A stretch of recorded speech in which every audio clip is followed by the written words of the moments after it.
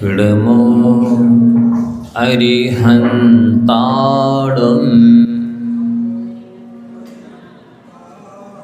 विडमो सिद्धाडं विडमो आयरियाडं विडमो उवैझायाडं विडमो लोये शव्यसाहुडम् ईशो पंचिणमो यारो शव्ये पावपणाशिडो मंगलाडं च सव्येशिं परमं हवै मंगलम् चत्तारि मंगलम् अरिहन्ता मंगलम् सिद्धा मंगलम् शाहु मंगलम् केवली पंडितो धम्मो मंगलम् चत्तारि लोकोत्तमा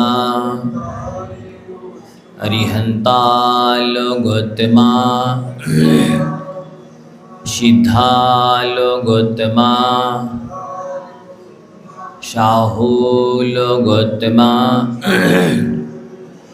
केवली पंडितो धम्मो लोकोत्तमा चत्तारि शरणं पब्बजामि अर्हन्ते शरणं पब्बजामि सिद्धे शरणं पब्बजामि शाहु शरणं पब्बजामि केवली पंडितं धम्मं शरणं पब्बजामि। बोले त्रिकाल तीनों देवताओं की, बोला एक श्री आदिनाथ भगवान की, आचार्य भगवंत गुरुवर श्री विद्याशाह जी महाराज की, परम पूज्य आचार्य श्री समय शाह जी महाराज की, परम पूज्य मुनिवर श्री ददो शाह जी महाराज की,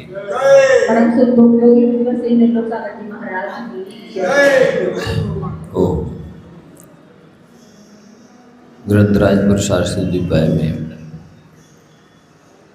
गाथा नंबर 10 चलना है। देखेंगे सभी। परिणम मानो नित्यम ज्ञान विवर्तैरनादिशन्त्यत्या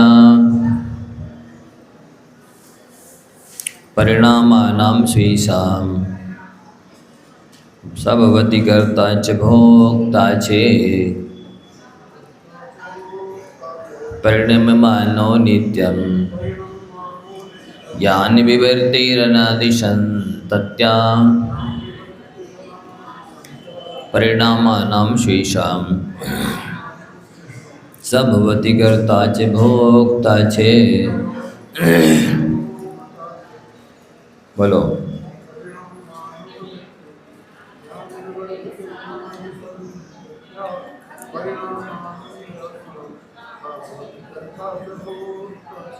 बहुत महत्वपूर्ण गाथा है।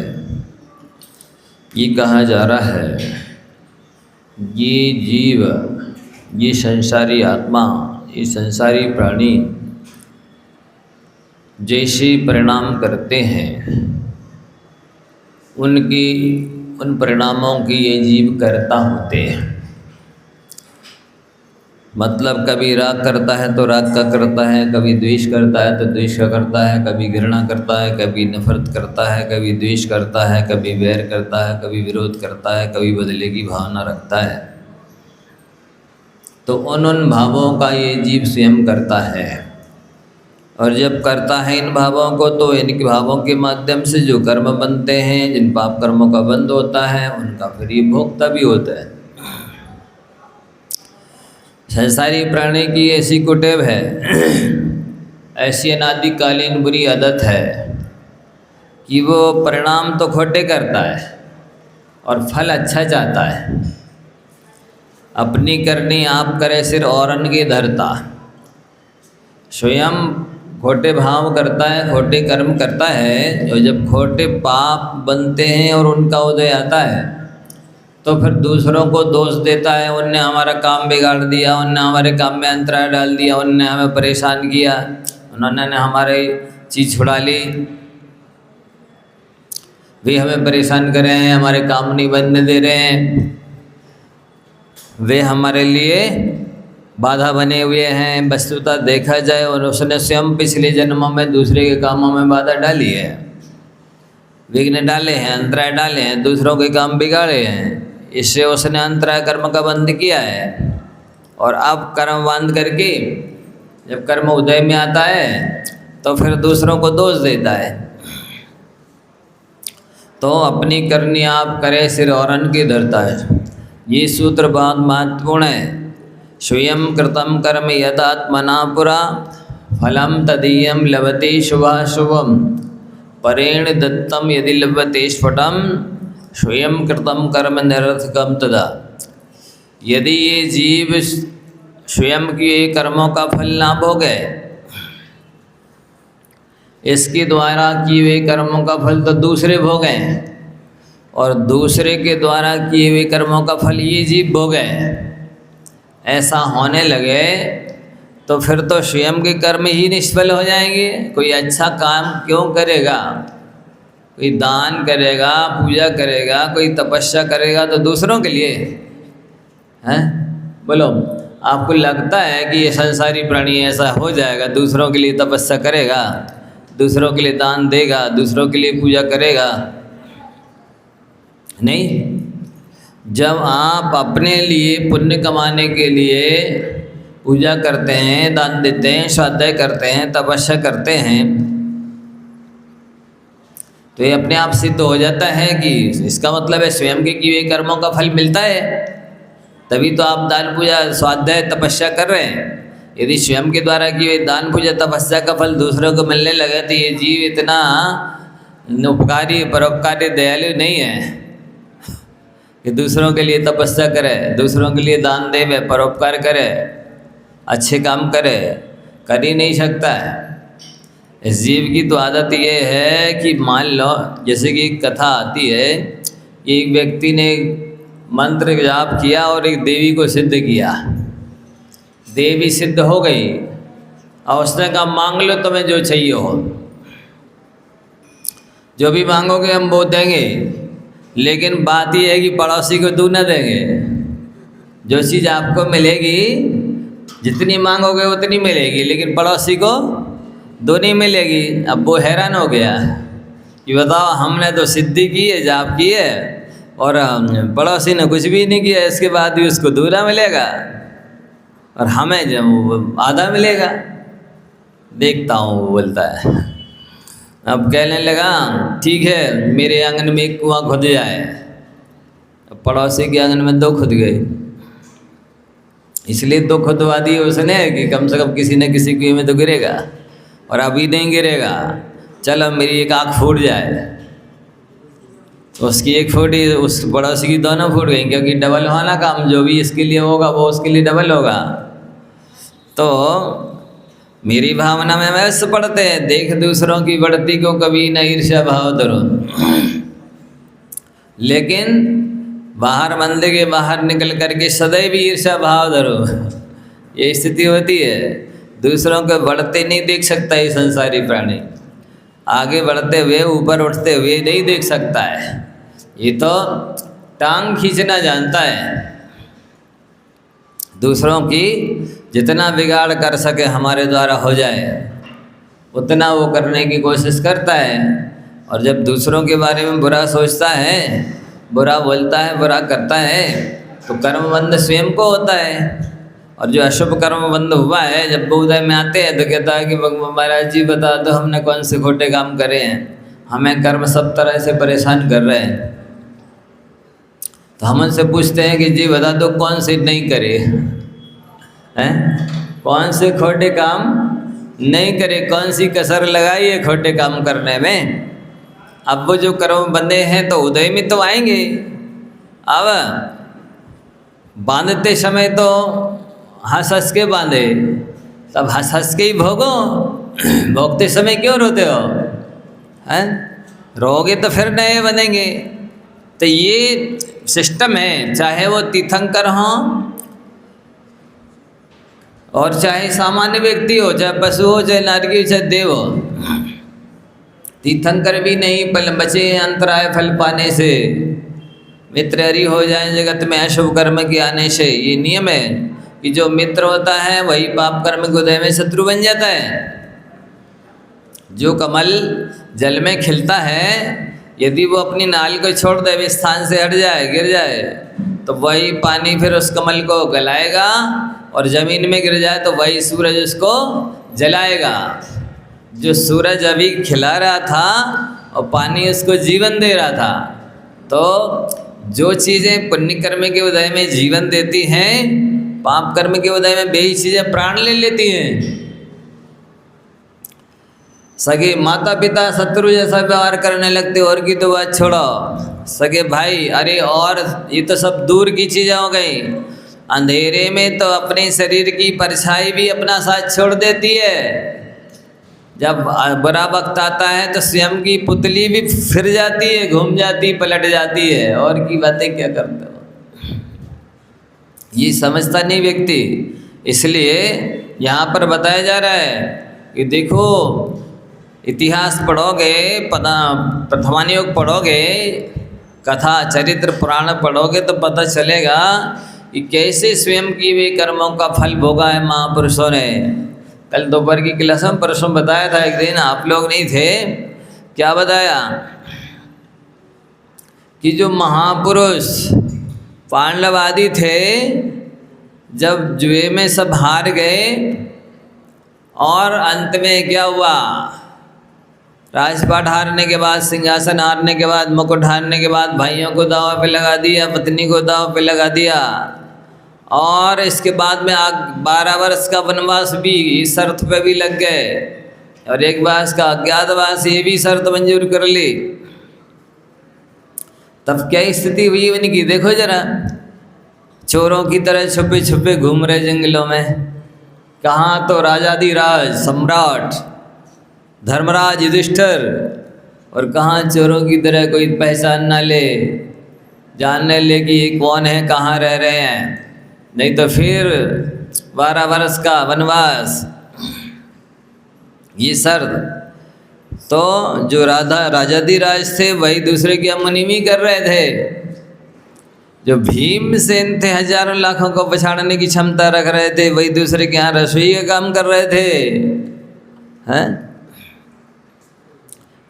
जो गांडीवी थे, महाधनुर्धर अर्जुन जैसे महायोद्धा, द्रोणाचार्य के प्रिय शिष्य, वे ही नपुंसक जैसा कायर वेश धारण करके और राजा विराट की यहाँ उनकी पुत्री को गाने बजाने नाचने का काम सिखा रहे थे। देखो तो जरा, और कोई काम नहीं मिला, नपुंसक का वेश धारण किया। सोचो तो जरा, कितनी निम्नतर अवस्था। और वे नकुल सहदेव घोड़े गैया चरा रहे थे, वरिधि का काम कर रहे थे।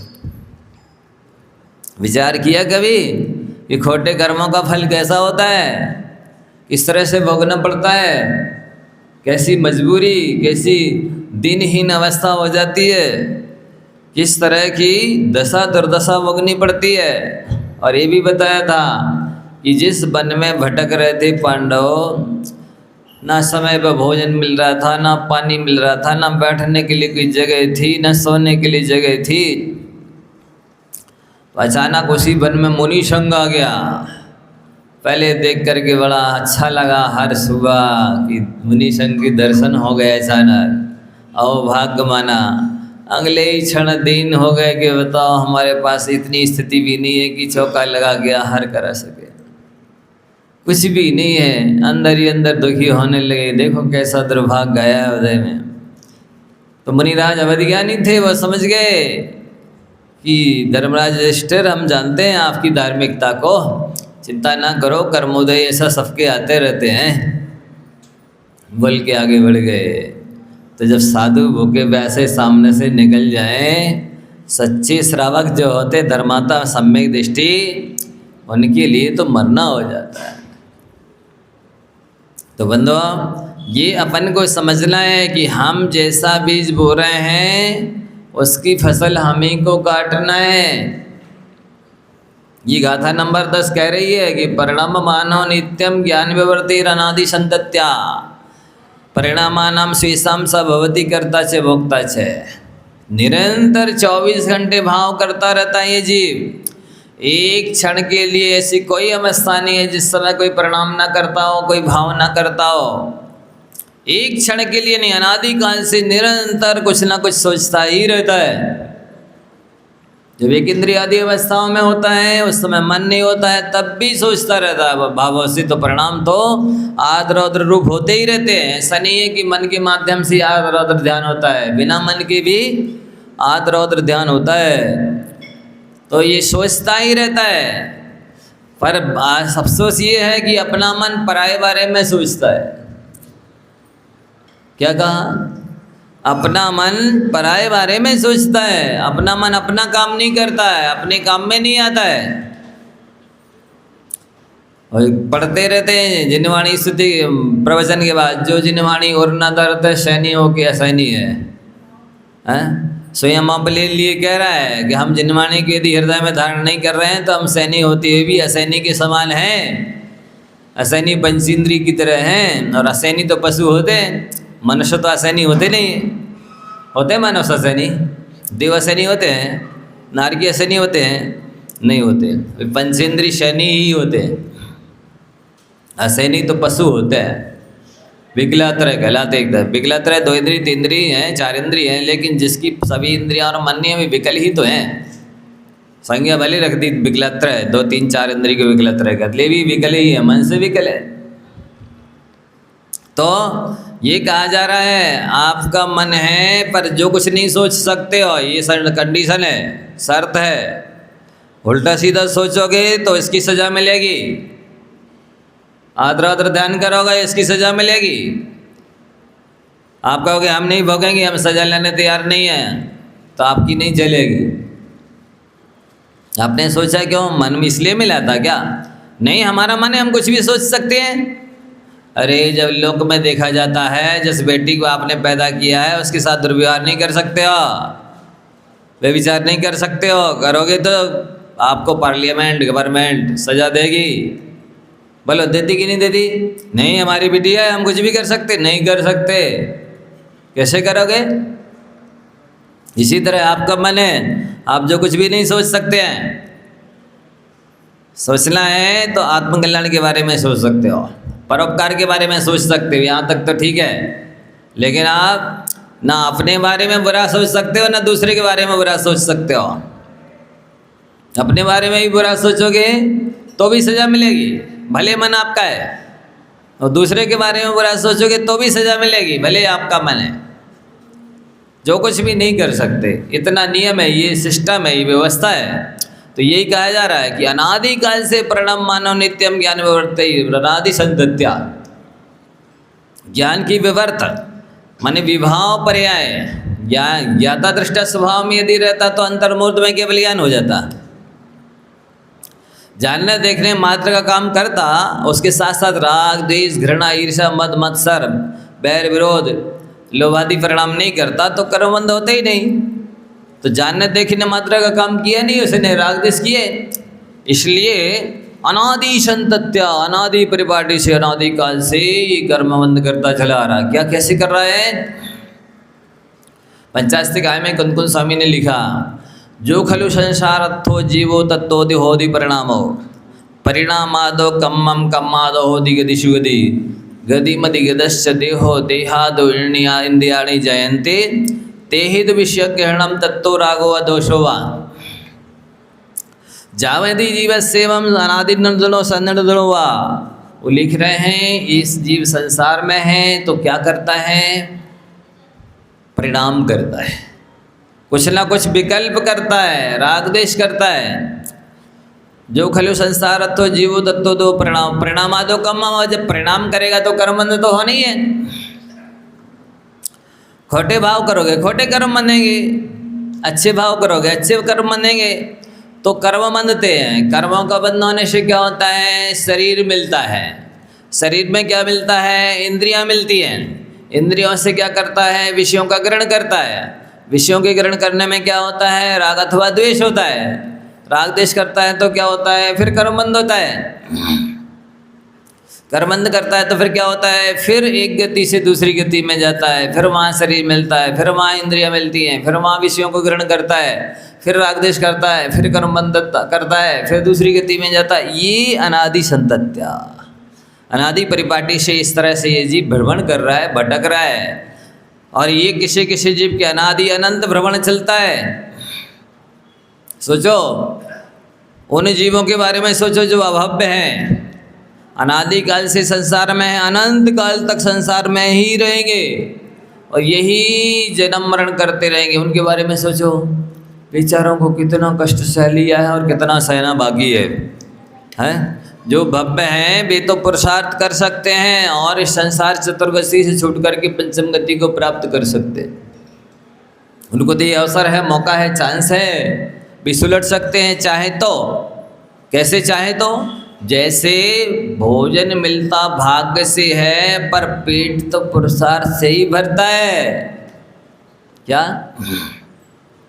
भोजन मिलता भाग्य से है, लेकिन भाग्यवान लोगों को भी तो पेट तो अपने हाथ से ही भरना पड़ता है। इसका मतलब क्या हुआ? भूख तो पुरुषार्थ से ही मिटती है। भूख पुरुषार्थ से ही मिटती है। बिना पुरुषार्थ के भूख आज तक किसी की मिटी नहीं। मनुष्यों की बात कर रहे हैं, कर्म भूमि के।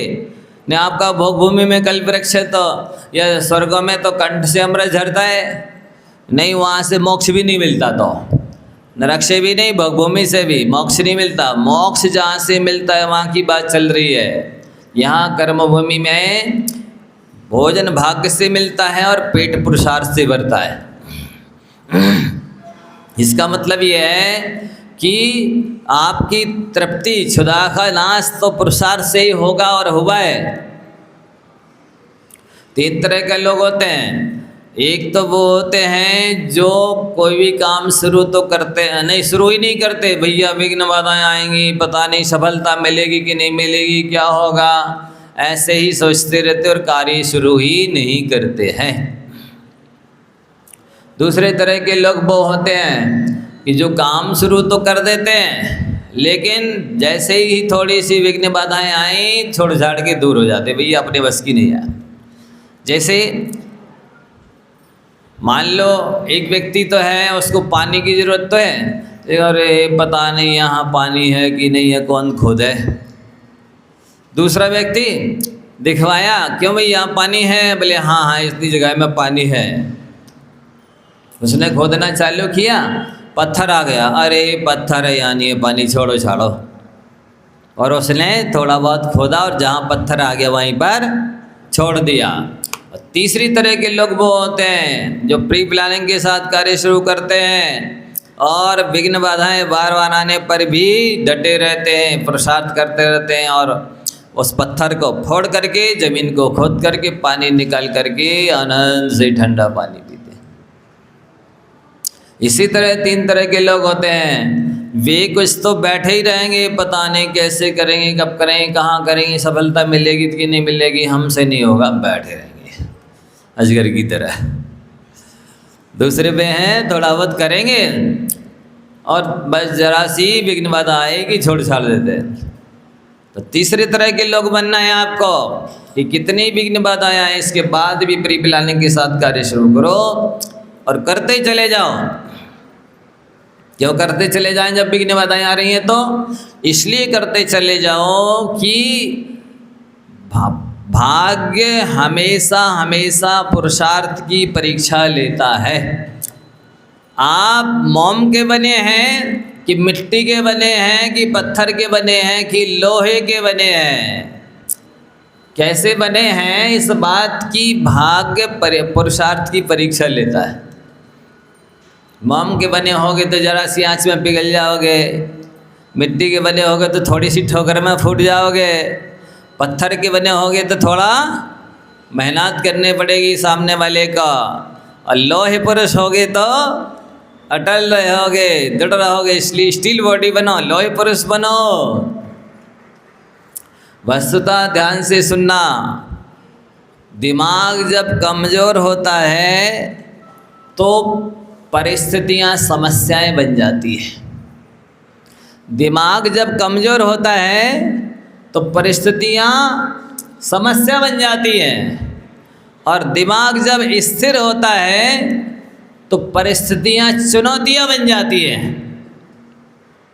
देखते हैं जो होगा सामना करेंगे, और वो चुनौती मान करके डटे रहते हैं। किसकी तरह? एकलव्य की तरह, कि पाषाण की प्रतिमा बना करके भी भक्ति करके उसकी गुरु मान करके और प्रसाद करते रहे, डटे रहे। और जिसको गुरु द्रोणाचार्य ने अपना प्रिय शिष्य समझा और जिसे योग्यतम बनाने की पूरी कोशिश की, उससे भी आगे कौन पहुंचता है? बोलिए। जिसके अंदर निष्ठा होती है, श्रद्धा भक्ति होती है, विनय होती है, समर्पण होता है, वो जिसे गुरु चाहे उससे भी आगे निकल सकता है। ध्यान देना, गुरु शिष्य को शिष्य ना माने तो चलेगा, लेकिन शिष्य गुरु को गुरु नहीं मानेगा तो नहीं चलेगा। तो क्या दृष्टांत दिया कि जब दिमाग कमज़ोर होता है तो ही परिस्थितियाँ, समस्याएं नज़र आती हैं। आपको समस्याएं दिख रही, इसका मतलब आपका दिमाग कमज़ोर है। यदि दिमाग स्थिर होता तो वो परिस्थितियाँ आपके लिए चुनौती बन जाती। फिर आप गुरु और प्रभु से नहीं कहते कि समस्या विकट है, समस्या से ही कह देते कि गुरु और प्रभु मेरे निकट है। क्या कह देते? समस्या से कह देते कि गुरु और प्रभु मेरे निकट हैं। गुरु और प्रभु से कहने की जरूरत नहीं पड़ती। और दिमाग जब मजबूत होता है ना, तो फिर ये परिस्थितियाँ जो है ना अवसर बन जाती हैं। इस अवसर का मुझे लाभ उठाना है। देखो, साल भर जैसे विद्यार्थी पढ़ता है तो एक दिन तो परीक्षा देनी ही पड़ती है। आप लोग बताइए, कोई भी विद्यार्थी बिना परीक्षा दिए अगली कक्षा में जाता है? नहीं जाता है। तो आप लोग भी बिना परीक्षा दिए कैसे आगे बढ़ना चाह रहे हैं? अगली कक्षा में, अगली श्रेणी में कैसे पहुंचना चाह रहे हैं? आपको भी तो परीक्षा देनी पड़ेगी। कोई भी आप प्री प्लानिंग करेंगे, विघ्न बाधाएं तो आती ही हैं। श्रेयांसी बहुविघ्नानि नहीं एतद् अवदो न भवत्। अच्छे कामों में विघ्न बहुत आते हैं, ये नई बात नहीं है, ये तो पुरानी रीत है। अच्छे कामों में अनेक विघ्न आते हैं, ये पुरानी रीत है, पुरानी कहावत है, पुरानी परंपरा है। जब बड़े बड़े पुरुषों के, महापुरुषों के जीवन में आई हैं तो अपने एक बात मान के और चलिए। देखिए, जैसे आप लोगों को कपड़े धोने होते ना, कपड़ा मैला हो गया, अब क्या करते हैं आप लोग? वॉशिंग मशीन में डाल देते हैं। वॉशिंग मशीन क्या करती है? उस कपड़े को घुमाएगी, नहीं मसलेगी, कूटेगी, पीटेगी, निचोड़ेगी, आखिरकार। लेकिन जब कपड़ा वॉशिंग मशीन के बाहर आएगा तो पहले की अपेक्षा बेहतर, चमकीला, स्वच्छ, साफ होगा ना। इसी तरह आप लोगों को भी, आप कपड़े की तरह बन जाइए और समस्याओं को वॉशिंग मशीन समझ लीजिए। वो समस्याएं आपके जीवन में आएंगी, आपको घुमाएंगी, चक्कर में डाल लेंगी, परेशानी में डालेंगी। लेकिन जब आप समस्या से बाहर निकल करके आए तो उस कपड़े की तरह बेहतर बन जाए, चमकीले, स्वच्छ, साफ।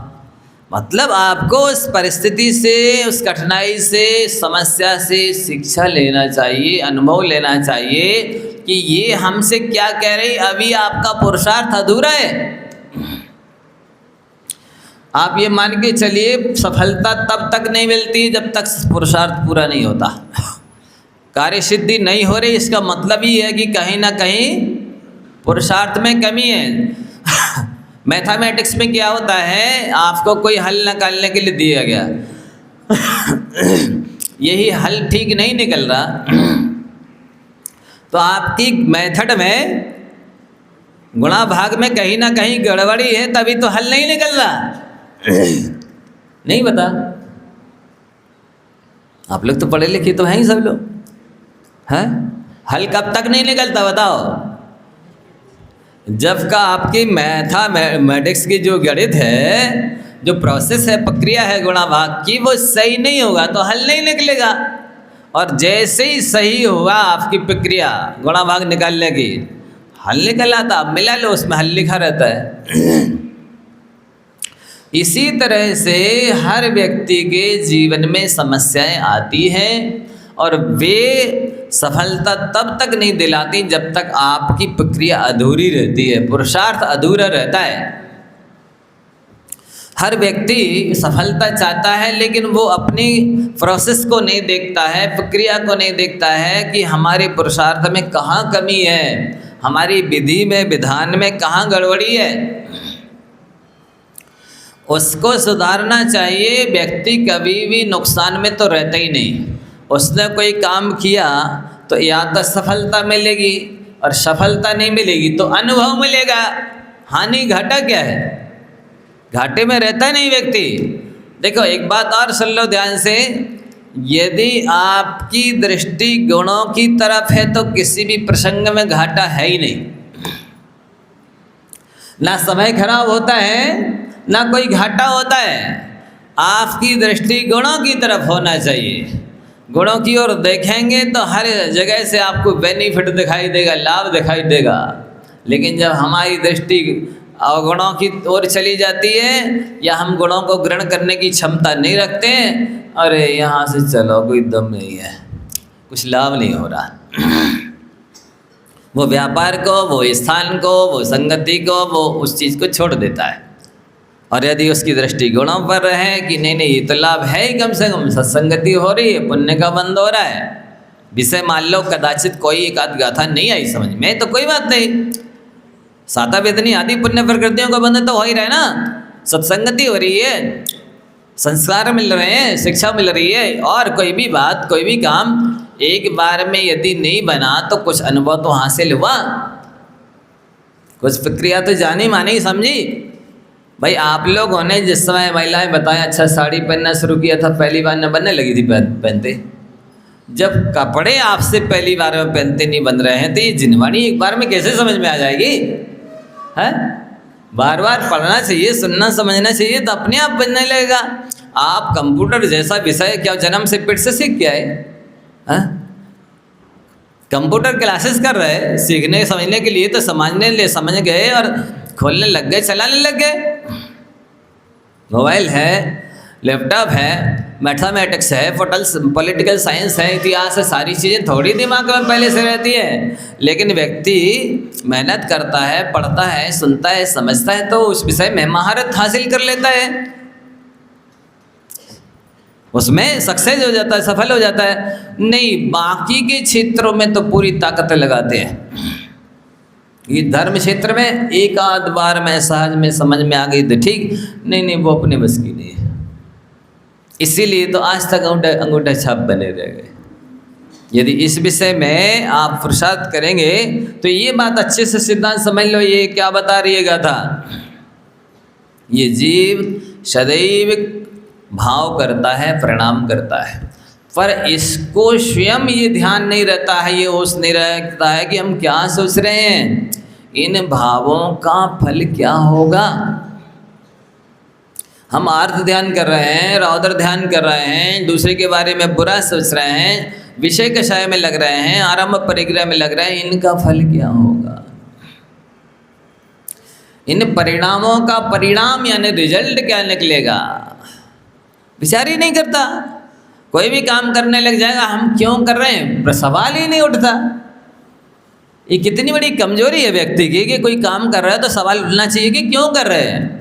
हम खा रहे हैं तो क्यों खा रहे हैं, हम पहन रहे हैं तो क्यों पहन रहे हैं, हम पैसे कमा रहे हैं तो क्यों कमा रहे हैं। तो ये यदि सिद्धांत समझ जाओगे कि स्वयं कृतम कर्म यदात्मना पुरा फलम तदीयम लभते शुभाशुभम प्रेण दत्तम यदि लभते स्फुटम स्वयं कृतम कर्म निरर्थकम तदा। ये 10वीं नंबर गाथा कह रही है, हे जीव, हे भव्य जीवो, तुम्हें जो परिस्थिति सामने वर्तमान में भोगनी पड़ रही है, इनका परिणाम आपने पहले खुद ही किया था, ऐसे कर्म आपने स्वयं बांधे थे, इसमें किसी का भी कोई रोल नहीं है। अब वर्तमान में जब ये सिद्धांत है कि किसी भी कर्म का बंध उदय उदीर्णा बिना द्रव्य क्षेत्र काल भाव के निमित्त के होती ही नहीं है, तो कोई ना कोई तो निमित्त बनेगा ना। तो ये आप ध्यान, जो निमित्त बन जाता है उसको शत्रु मान लेते हैं, तो ये गलती है। उस निमित्त को शत्रु नहीं मानना चाहिए, निमित्त तो निमित्त है। अब मान लो कोई चेतन निमित्त बना, उससे बुराई बांध ली, बैर बांध लिया। कोई अचेतन निमित्त मिलेगा तो क्या कर लोगे, उससे लड़ोगे, बैर बांधोगे, बदला लोगे उससे, क्या कर लोगे उसका बताओ। और करोगे भी तो आप ही का नुकसान होगा, उसको क्या, उसको तो वेदन संवेदन कुछ बिगड़ना नहीं, होना नहीं। तो ये चीज़, ये संसारी प्राणी इतनी सी प्रक्रिया है, इस सिस्टम को, इस विधि को समझ ले।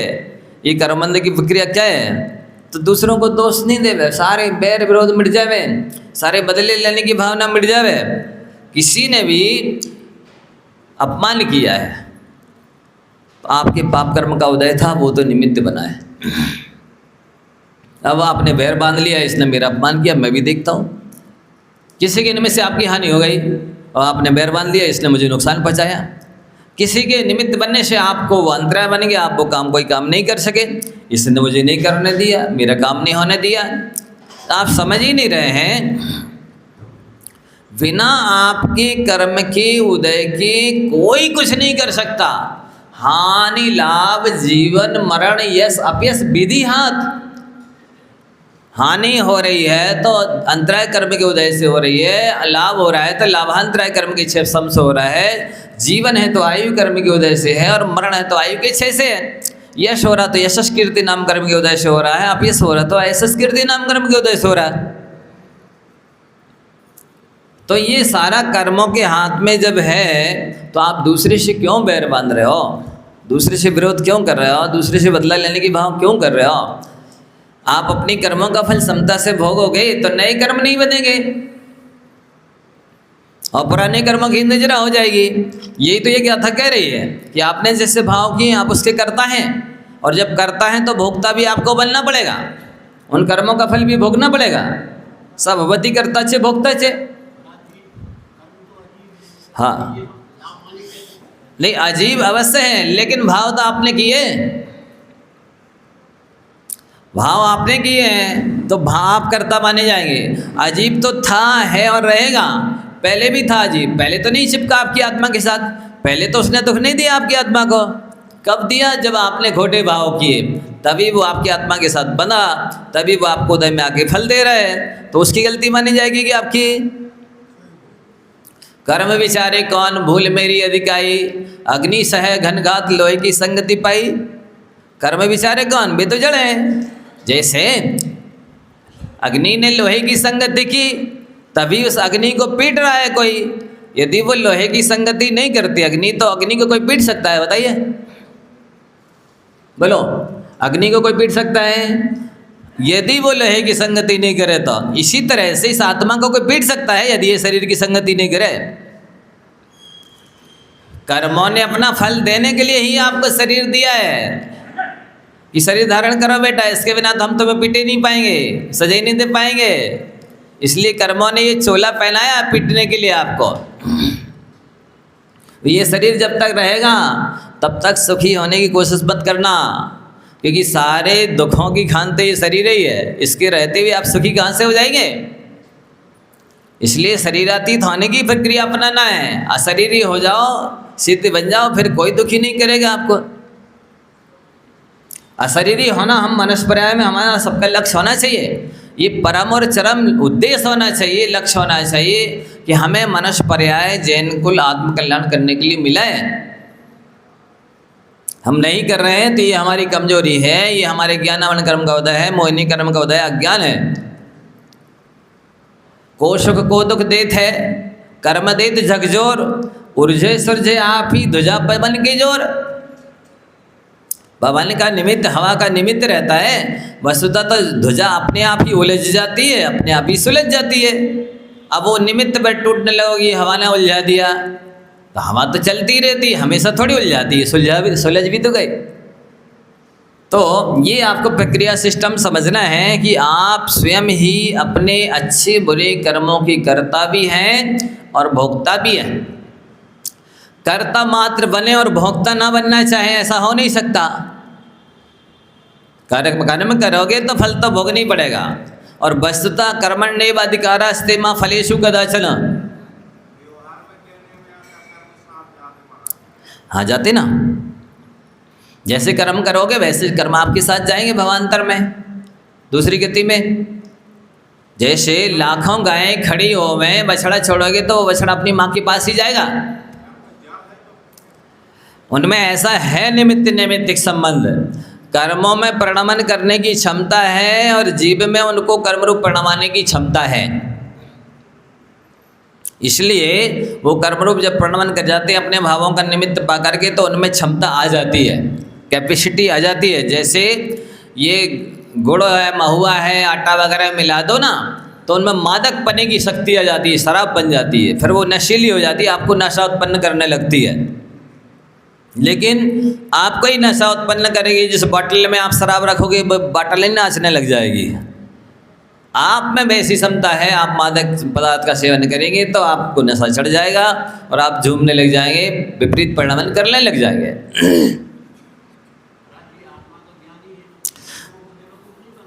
ऐसा है, कर्मों को तो बेवकूफ़ क्या बनाएगी आत्मा, किसी को नहीं बना सकती, वो अपने आप को ही बेवकूफ़ बनाती है। नहीं समझे? जो दूसरों को छलता है वो वस्तुतः कह रहा है वास्तव में हम दूसरे को छल लिया, उसकी आत्मा में छाले पड़ गए हैं। दूसरों को छलता है तो नरक में जाके वो छलता है, बेवकूफ़ कैसे बनाएगी? उसमें बुद्धि अवश्य नहीं है कर्म के पास, लेकिन बेवकूफ़ नहीं बनाया जा सकता। ये इतना न्याय है, ये वास्तविक साइंटिफिक रीजन है कि जीव जैसा भी करता है वो कहता वैसे हमने सामने वाले को बुद्धू बना दिया या ठग लिया या लूट लिया या बुद्धिमान बना दिया। वस्तुतः वो करता अपने ही है, दूसरे को निमित्त मात्र बनाता है। यदि दूसरे का अच्छा करता है तो स्वयं ही साता वेदनी आदि पुण्य का बंध करता है, दूसरे का बुरा करता है तो स्वयं असाता वेदनी आदि पाप कर्मों का बंध करता है, दूसरे का क्या करता है। इसलिए अच्छे में तो निमित्त बनना चाहिए, दूसरे के बुरे में कभी भी निमित्त नहीं बनना चाहिए। ऐसा आपके साथ बुरा हो तो उसको बुरा ना मानो, बुरा जैसा मानो। कैसा मानो?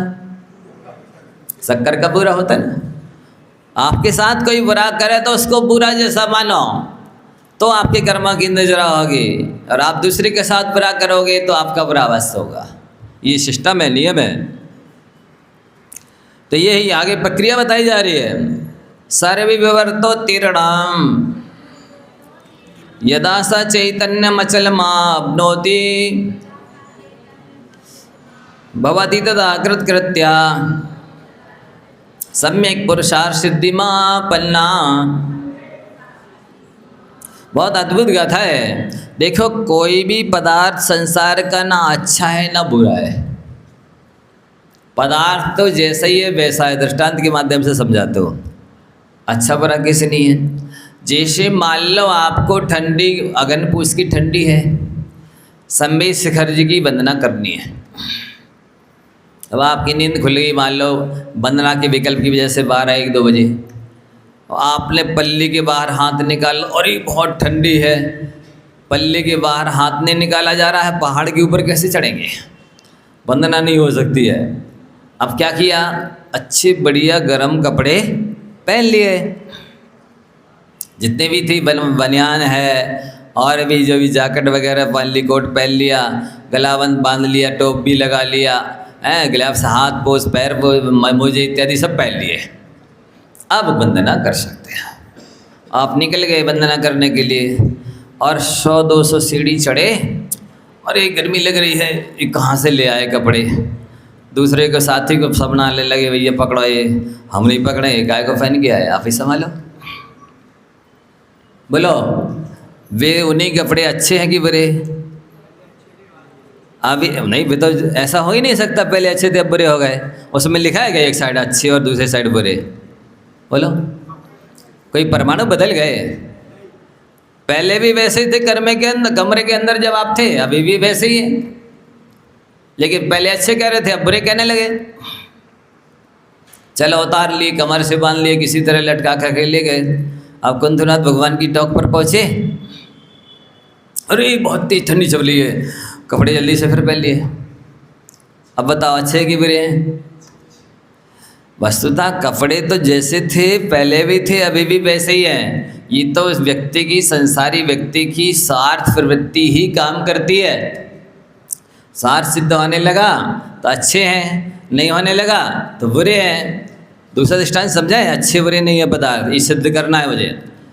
आपको शिखर जी जाना था और आपने सारी तैयारी कर ली और उस उत्साह की वजह से 1 घंटे पहले रेलवे स्टेशन पर पहुंच गए और उसी दिन देवी योग से ट्रेन लेट हो गई 2 घंटे। अब बैठे बैठे आप कुड़कुड़ा रहे, अरे क्या रेलवे का टाइम टेबल है, हैं? बताइए, 2-2, 3-3 घंटे से पैसेंजर इंतज़ार करते रहते हैं। और इनको भी जाना था, राकेश जी को, शिखर जी, ये उस दिन लेट हो गए तो 2 घंटे लेट पहुँचे रेलवे स्टेशन पे। चल अब देखेंगे जो मिलेगी, जैसे जाएंगे जाएंगे, लटके चले जाएंगे, भी नहीं जैसे भी होगा दे देंगे टीसी को, भैया ले ले, मेरे पास तो रिजर्वेशन था नहीं, अब तुझे जो लेना ले ले। और ये गया और उसी समय ट्रेन आ गई। ये कह रहे क्या वाह कितनी अच्छी गाड़ी है, देखो जब हम आए तभी आई। अब बताओ, उस ट्रेन में एक तरफ लिखा है अच्छी और दूसरी तरफ लिखा है बुरी है? बोलो, नहीं लिखा ना। तो ऐसे ही सारे पदार्थ। तीसरा दृष्टांत है, चलो एक सुअर बिष्टा खरने के लिए आया, वो थोड़ा दूरी पे रह गया और एक इस साइड से आ रहा था, वो जल्दी पहुंच गया। तो ये सवाल था, अभी जाके उससे लड़ रहा है, मार रहा है। जिस विष्ठा के लिए वे 2 सुअर लड़ रहे हैं, आप देखना भी नहीं चाह रहे, पैर पड़ जाए तो नहाएंगे, ऐसा क्यों? विष्ठा अच्छी है कि बुरी है? बोलो, कह देंगे हमारे लिए बुरी है, उसके लिए अच्छी, ऐसा नहीं। वस्तुतः ये पर्याय की अपेक्षा से, दृष्टिकोण की अपेक्षा से अच्छा और बुरा हम मान लेते हैं। वस्तुतः कोई भी चीज़ अच्छी बुरी नहीं है, समझ रहे हैं ना? तो इस तरह समझ लें सारे पदार्थों को, कोई ना कोई अच्छा है, ना कोई बुरा है, ना कोई अपना है, ना कोई पराया है। और देखते भी हैं, सगा बेटा भी यदि जुआ खेलने लगे, बोलो आप कहोगे हमारा राजा बेटा है? बोलो बताओ, क्या कहोगे? अरे ये आंखों के सामने से डर जाए तो अच्छा है, ये नहीं होता तो अच्छा है, अथवा इसी का ठडरी बन जाए। क्या बोलेंगे? क्योंकि जुआ खेल रहा, दारू पी रहा, रात दिन ना सो रहा, ना सोने दे रहा, ना खा रहा, ना खान दे रहा, फजीयती हो रही है, बदनामी हो रही, बेइज्जती हो रही, नामधरी हो रही, अलग। कहोगे ना सगा बेटा है, आपने 9 महीने पेट में रखा, कैसे जन्म दिया कष्टों से, कैसे पालन पोषण किया कष्टों से, पढ़ाया लिखाया, अब ठर्री बन रही हो? हैं? यदि बुरा था तो जन्म ही क्यों दिया, पाला पोसा ही क्यों, पढ़ाया लिखा ही क्यों? और अच्छा है तो अब क्यों धटरी बन रही हो?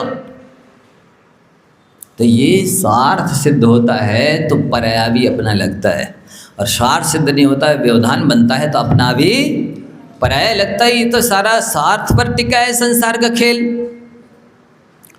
भजन में गाते रहते हैं, ये स्वार्थ का संसार दुख भंडार, शमल रे प्राणी तेरी बीत रही जिंदगानी। किसको सुना रहे? तो ये बहुत अच्छी माने सिस्टम को आप समझ ले, कर्मबंध की प्रक्रिया को समझ लेंगे, बहुत सारी उलझनें सुलझ जाएंगी। और उलझने ही नहीं सुलझ जाएंगी, कर्मों के भी बहुत सारे फंदे सुलझ जाएंगे। समय हो गया, आगे की बात आई करेंगे। कल अक्षय तृतीया है, तो अब ये तो आप लोगों के सबकी आदिनाथ भगवान हैं, हमारे अकेले थोड़ी है। आप सभी को बढ़िया समय पे आके ठाठ से पूजा करना है और विशेष प्रवचन सुनना है। कितने बजे दान की महिमा भी बताएंगे? कितने बजे से कार्यक्रम है? 7:30 बजे से। हाँ, अभिषेक पूजा वगैरह कार्यक्रम शुरू कर देना। जैसे इस समय सारी गिलास होगी और ये चालू कर देना कार्यक्रम। अच्छे से करना ही चाहिए उत्साह के साथ। और महिमा क्या होती बताएंगे कल आहार की महिमा। जा वाणी के ज्ञान ते